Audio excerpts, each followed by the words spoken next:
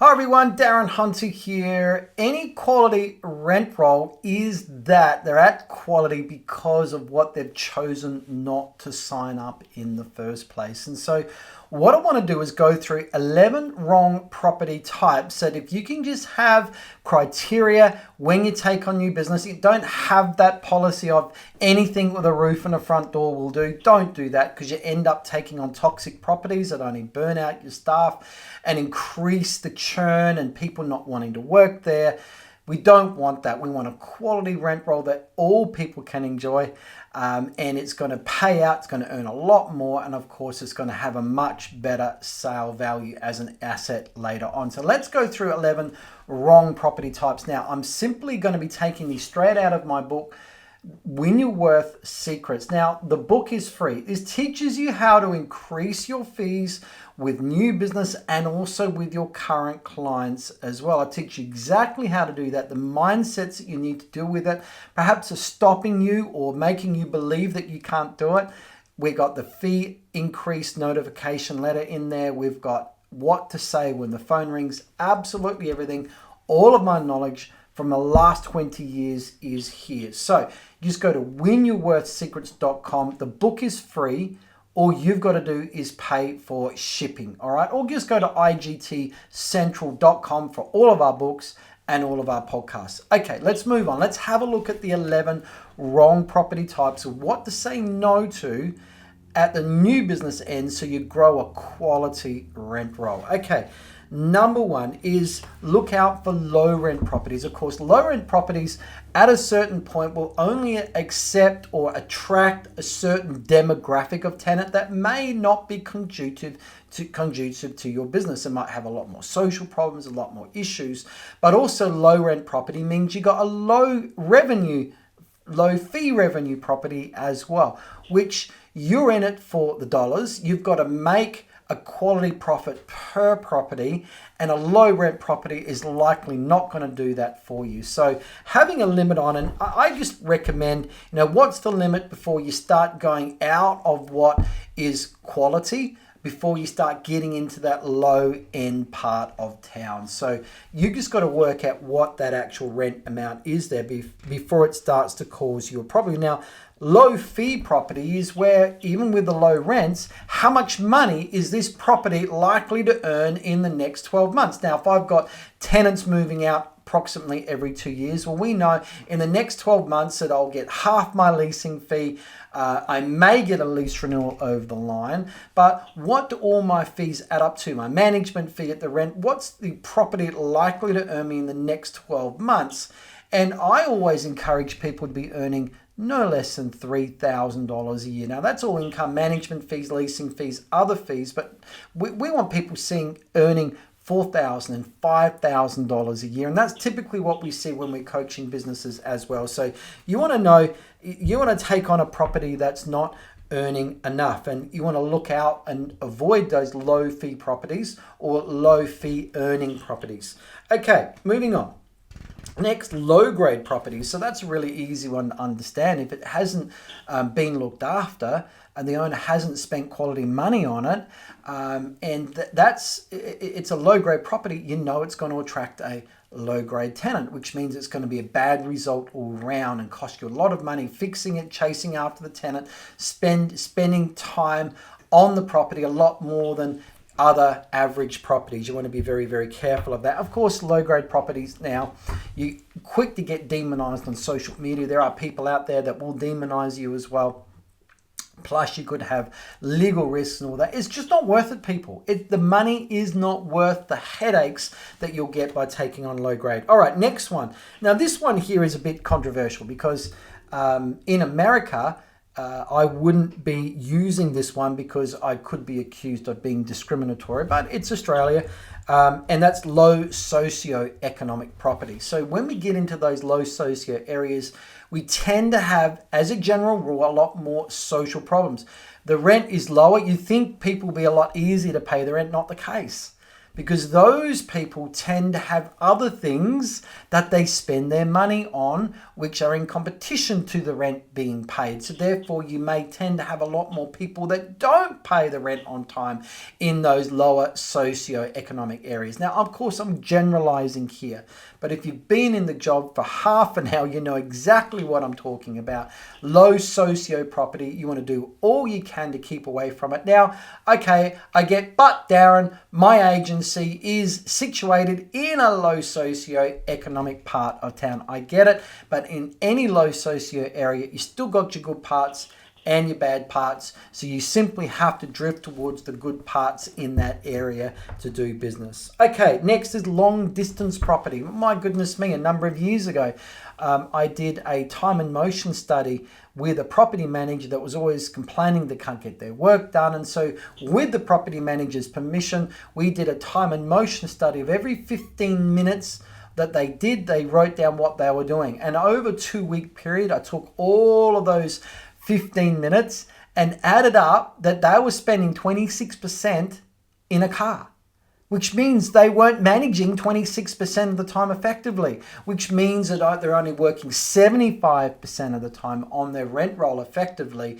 That was the problem. They had too many long distance properties where they were spending too much time on the road. That's why we got to be careful about how far we're willing to go from the office. And I just say to people as a general rule, don't go more than half an hour's drive in peak hour. That would be your limit. Otherwise, you're going to start having problems like that other property manager I told you about. They're trying to work out why they can't get their work done, and it's because they're spending too much time sitting in a car. Okay, next is C-class property, and this is really reflective of the C-class landlord, the toxic landlord. Very quickly, 7 characteristics. We've got them listed out in the book. Number 1, they are unreasonable, over-demanding, and sometimes control and bully you. Number 2 is they take up lots of your time with frivolous, silly requests and blow your time out on the average that you would spend on other properties. Number 3, whatever your fees are, they just want less. They've got a fee discount mindset. Whatever the rent is, they want more above market rent, which means good tenants don't want to apply because they know what a market rent is. If it's above market, you're only going to be attracting the desperates. The next characteristic is they put little to no money into the property, which means it becomes that low grade rundown property that you don't want. It's only going to attract, it becomes a crap property that only attracts, say, crap tenant. And the last 7th characteristic is they tend to have low rent properties, which means they probably got a discount on the management fee. And then with low rent, it turns out you're only getting half the income on other average properties and spending 2 to 3 times the time on it. This is toxic business. It's bad business. It's not good business. It doesn't help your business. It hurts your business. You want to get rid of it. Okay. Now, C-class landlords. Next one is accidental investment property. So this is where a landlord is living in his family home and he gets a call from the boss and the boss says, look, we need to move you to another city. And so he now has to face renting out his family home. He never thought that he would be a landlord, doesn't want to be a landlord, and now he's scared about renting out his family home and all of the treasured memories he's got in that, all of the work and attention and the quality that the home is, he's very scared. And some of those owners should not be a landlord in that case.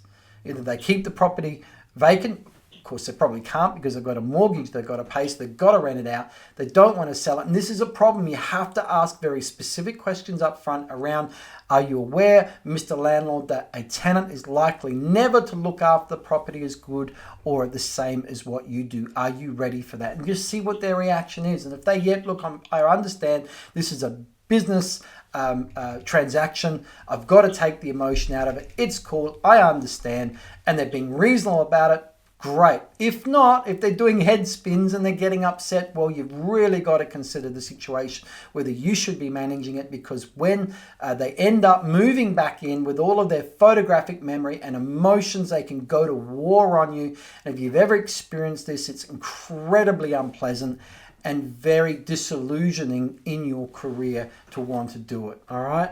Okay. Next is the wrong. It's just the wrong type of property, wrong property type. So I remember managing flats and units, and flats, 1 bedroom, 2 bedroom, where the bathroom, toilet, laundry is all in the same area. And there was only certain types of, low socio tenants that wanted to live there in that block of flats. And I remember, I wouldn't allow ladies to live there because of all the creepy guys that were living there. You know what I'm talking about. So there are certain types of property that only attract a certain type of tenant. And if that type of tenant isn't good, why do you want to manage it? All right. And here's a really good principle for you. If a good tenant doesn't want to rent it, why do you want to manage it? Good question, hey? And so I remember also managing ex-government housing properties, government properties. And now that they've become private investments, they're still the same type of tenant that wants to rent them, that low socio type. So that type of property only brought me a certain type of result that I wasn't happy with. Now, there are certain types of property that may bring you a great predictable result, like a 3 or 2 bedroom apartment that attracts a working couple where you're not going to have problems. Well, that's a great property type, but there's certain property types you shouldn't be managing. Okay, next is furnished property, or what I call the F word. Now, I own an Airbnb property, what people call short-term rental, and it's got to be fully furnished. It's got the sheets, the pillows, the pillowcases, the cushions, the chairs, the beds, the everything, right? But it's not long-term rental. If you're in long-term rental, normal traditional property management, why do you need furniture? Unless, of course, it's holiday or it's student accommodation. If it's normal, average, traditional property management out in the suburbs, those tenants have their own furniture. You want it completely unfurnished. I've seen so many problems of normal, traditional rent rolls trying to manage furnished property with all the problems that comes with it and the things that go missing, the things that aren't looked after, and the landlord is upset about the fridge that's got a dent in it, and now he wants a new fridge and the tenant's refusing, and it just all blows up, okay? Furniture only causes a problem in traditional rental properties. Certainly avoid it at all costs. Next is eviction property. And this is really now getting into my own personal preferences here. I've been in the job a long time. And in the end, if a landlord came in and said, my tenant's 4 months behind, I've been managing it myself and I've made a mess of it, tenant's well behind in the rent, can you go in there and clean it up? And oh, by the way, I'll give you the property. It was like, look, I'm sorry, life's better than that. Once you've got your tenant out, I'll be happy to manage it for you after you've cleaned it up. But I just tended to avoid that type of scenario. And then the last one here, again, my personal preference here is avoiding leasing only property. They're self-managed landlords that want you to go find them the tenant with your experience and your supply of quality tenants that you've vetted, and with your experience, you process their application. For me, I wanted to avoid those because if I did give a quality tenant to that owner, that's one less quality tenant for the rent roll that I was fully managing.